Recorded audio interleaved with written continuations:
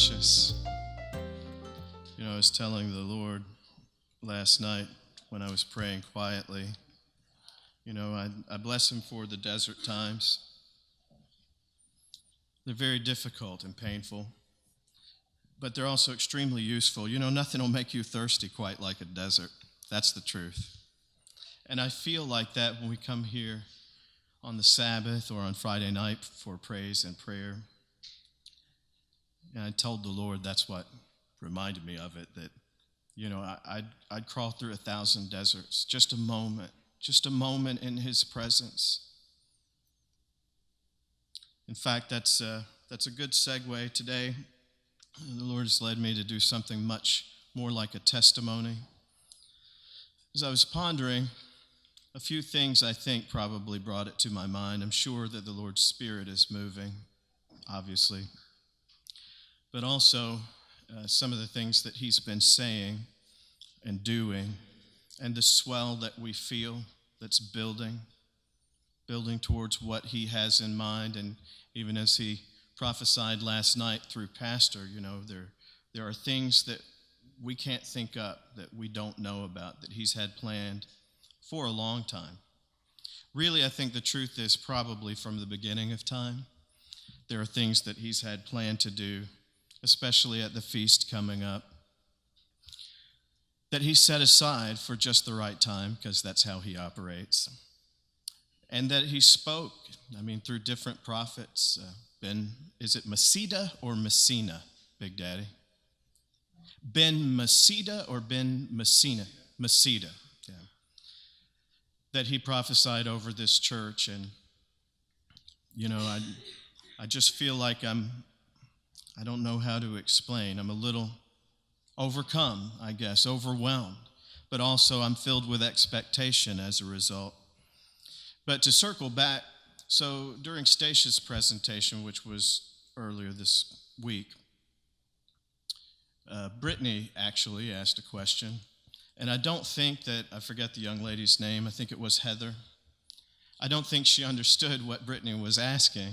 I understood it. What she was saying is, there's trauma, there's suffering, but does it have to be bad? That's, I think, if Brittany, am I saying it right? Did I get you right? Do you remember what you asked? Okay.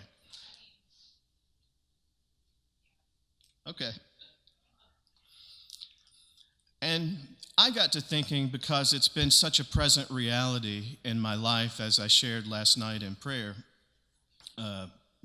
that this past year, really particularly starting at the Feast of Tabernacles last year, began a year of struggle, like a concerted attack, I believe, on me, which God allowed.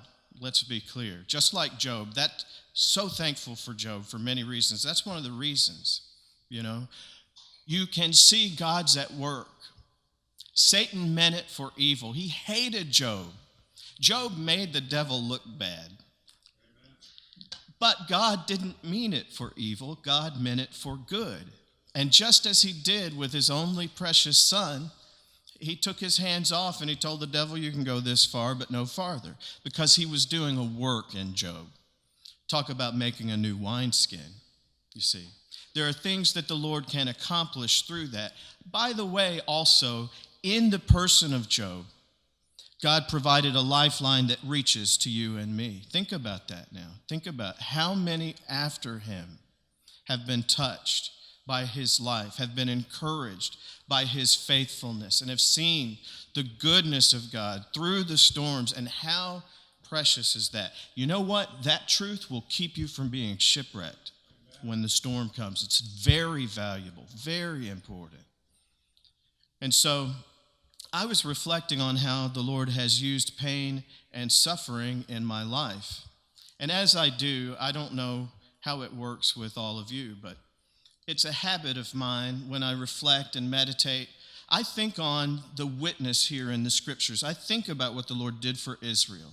I think about what he did for all of the great ones that we read about in Hebrews 11, and really cover to cover, I do. Those are testimonies that serve and bless me. But I have a personal history too.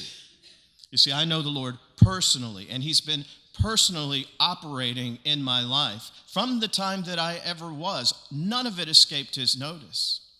And if you begin to catch a glimpse of how precious his saints are in his sight, the way into that is the cross. If you see that a father allowed his son to be brutalized that way and turned his back on him, if you understand that, now you know how precious your life is. Now you can understand why he doesn't waste a single tear that you shed. He keeps them.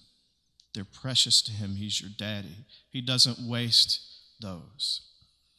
And he doesn't forget any good thing that you ever do for him. So he's been at work in me my whole life. And that, of course, was a great problem for me as a Christian when I began, because, my early life with, let's just say, periodic bliss and happiness, I remember wonderful things. But it was really, could be characterized by just pain and torture. Just pain and torture. Terrible things. Things that are not edifying to illustrate in detail publicly, but just, for you to know. That was great. Michael saw it when I was anointed as an evangelist. There are just these great blows. And the Lord knew it was coming. And here again, I've got the Bible, so I know that he knew it was coming with Joseph. And Joseph was precious to him, and he let it happen because it was important, as Joseph later saw. Joseph couldn't have been who he was without that crucible at his beginning. It was clearly important for David, my namesake, King David, in the Bible. He was clearly, if he wasn't unloved by his father, he was certainly the least. And that, look, no matter how you slice that, it's painful. And the things that he suffered. I don't know if we all count what a pain it was for him to lose Jonathan that way, or the way that he loved the king, Saul. And to have him for no reason hate him and try to kill him, that was very painful. The Lord used that. But when I became a Christian, I didn't know how the Lord would take care of all of that stuff. I didn't. I had formerly been a blasphemer, as Paul said. I had shaken my fist at God, and I told him he had given me a raw deal because of the pain that had touched my life. But then I got humbled because I saw that, honestly, I had inflicted so much pain. I was the thing that I was so angry at. That finger that was pointing out was pointing back at me. And then to see Jesus, he stepped into my pain. What was I going to do with that? What could I ever do with that? How could I erase one wrong that I ever did? And the list, my history just runs red with it. And so I just humbled myself, and I didn't have the answer to the problem. I didn't know how he would wash that. I didn't know how could he tend my wounds. How could he heal my scars? How could he straighten up the crooked places? How could he bring up those places that had just been crushed down so low? And bring down those places that were so high and arrogant as I had been. I didn't know, but I just trusted him with it. So I was radically saved in 1990. I was 20 years old. I was engaged to be married, and it looked like for the first time that my life was coming together. Now, although everything has been so painful and difficult, now all of heaven opened up in front of me, and I had a vision. I had a 5 and a 10-year plan that was color-coded. I knew how things were going to go. And my intent was to serve the Lord with all of my heart, mind, soul, and strength. That was the highest thing that I could think about. And I figured that now things would be good and easy, but this is why I bring this up. I know our time is short. What happened very shortly thereafter was that as I was riding my bicycle to school, I was going to college at that time, pursuing a business degree, economics and management. And I had had shoulder surgery, and so I tried to keep myself in shape, and I thought this will kill two birds with one stone. Since they've let me out of this sling and swath, I'll get on this bike and I'll ride and I'll get to school, but I'll exercise at the same time. Seemed like a good idea at the time. And so a nurse who had worked two shifts back to back, she just hadn't slept, fell asleep at the wheel and began veering into my lane. Now, I was going at a good clip. I mean, I don't know how fast I was going, definitely better than 20 miles an hour. It's a good flat road. And I don't know how fast she was going, but somewhere in the same neighborhood. It was a 35-mile-an-hour speed limit on that road, but she hadn't had time really to reach that yet. So anyway, she fell asleep, and she started swerving toward my lane. So immediately I started swerving toward the middle lane. And she woke up last minute and jerked the wheel back toward me and just crushed me, hit me. I flipped over, took her windshield out, dislocated my new shoulders, landed on my head. Anyway, long story short, because the whole point of telling you this, what ensued after that was just a whole long time of being without the ability to walk, of having surgery after surgery. The doctor's prognosis was that I was not really going to be of any use. I was going to be the kind of person you were going to have to take care of. And so the person that I thought was, for better, for worse, and sickness and in health, richer and poorer, who was there in the like faith. She was coming to Worldwide just like I was, not in the fullness of the things of the Spirit, but a like faith, and the faith that was the stepping stone to bring me to this place. She was in the same place that I was, but she was afraid, I think.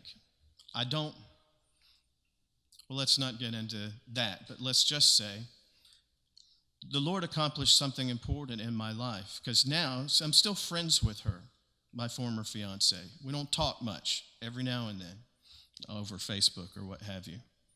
But I know her life, and she's just going the way of the world and worldly Christians, just abandoned all of that. But guess what? I didn't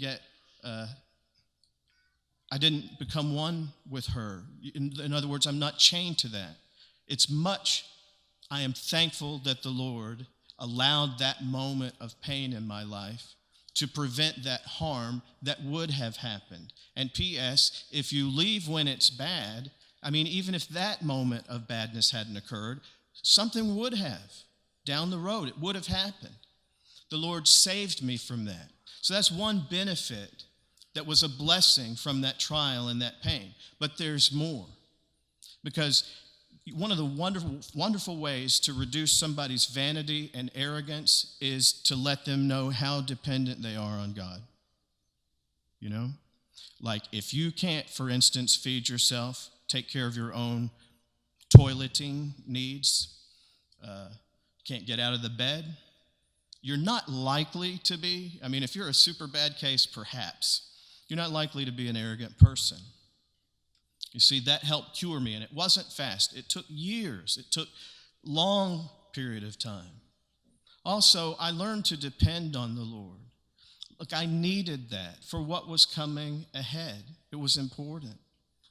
And so the Lord eventually did raise me up. It took a long time, but he raised me up, and I kind of got on my feet. So we'll just fast forward to 2000. It was the year 2000. And I was just making up my mind about what I would do.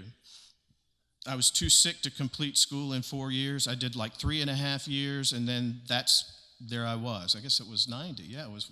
So that was the beginning of me not being able to finish until 2000. I had to go back to finish up what I was doing. And I did. And so I was at a pivotal moment again in my life. I guess that's, 10 years later, a decade down the road. And so what my decision was I was going to go into law. It was a good fit. And I had lots of good reason to believe that I would be good in that. All of my law professors were encouraging me to go that way, and my uncle was in favor of that decision. So I had worked my way through the last part of college there in a machine shop. And one afternoon, I don't know if it was a month, maybe 2 months after I had finally graduated from college, I was working on a machine, and just by an accident, it was a 2-man operation, that machine crushed my right hand. And it was a devastating injury. But it was an important moment in my life. It's another one of those signposts that I look back on when I see the Lord at work. So what that did to me was it stopped me for a moment in life. It gave me a moment of pause to stop and consider. It's a good time to take stock. And so in those times, and there were some, it wasn't nearly like getting hit by the car, so don't get me wrong. In a way, it wasn't that big a deal, but for about 2 weeks, it was intensely difficult and painful. And I was just writhing and writhing, but it gave me a moment to seek the Lord, and it was only in that moment that I heard his call to ministry. I was available to hear it. Now, I'm not omniscient, but I don't believe if I were going 90 miles an hour towards my big successful career, which I wanted to do as a Christian, I wanted to serve the Lord that way, but what a lesser thing it would have been.